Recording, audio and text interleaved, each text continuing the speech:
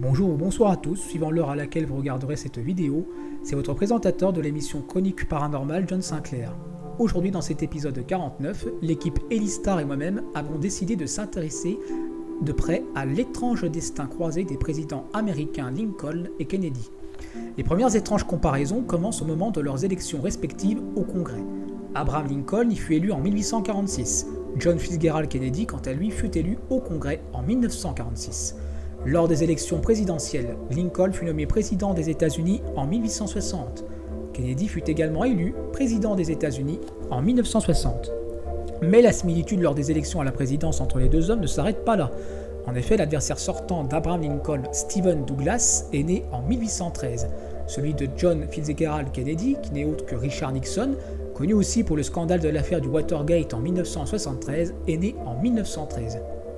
Les noms respectifs des deux présidents américains contiennent 7 lettres. Tous les deux ont combattu pour l'égalité de tous dans les droits civils. Pour le président Lincoln avec l'abolition de l'esclavage et pour JFK avec l'émancipation des Noirs. Ils ne supportaient pas la discrimination raciale. Leurs épouses respectives ont également eu la triste perte d'un enfant durant leur séjour à la Maison-Blanche. Autre coïncidence troublante, la secrétaire de Lincoln était Madame Kennedy et celle du président Kennedy, Madame Lincoln. Les deux hommes sont également deux fils qu'ils ont tous les deux nommés Robert et Edward. Ça fait déjà beaucoup de similitudes et pourtant ce ne sont pas les seuls. En effet, Abraham Lincoln et JFK ont tous les deux été assassinés un vendredi d'une balle dans la tête. Lincoln mourut dans un théâtre qu'on supposait s'appeler Kennedy et JFK fut tué dans une voiture conçue par Ford nommée Lincoln. Il y a également d'étranges coïncidences entre les deux assassins des présidents. John Wilkes Booth, assassin de Lincoln, est né en 1839 et Lee Harvey Oswald, l'assassin de JFK, est né en 1939. Ils contiennent tous les deux 3 noms composés de 15 lettres. Ce sont tous les deux des sudistes. Booth a tenté de s'échapper depuis le théâtre et fut arrêté dans un immeuble, tandis que Oswald a quant à lui tenté de s'échapper depuis un immeuble et a été arrêté dans un théâtre.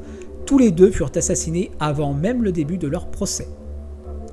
Les successeurs respectifs à la présidence de Lincoln et de Kennedy sont tous les deux des sudistes et leurs noms identiques contiennent également 7 lettres. Andrew Johnson, successeur de Lincoln, est né en 1808, tandis que Lyndon Johnson, successeur de JFK, est né en 1908.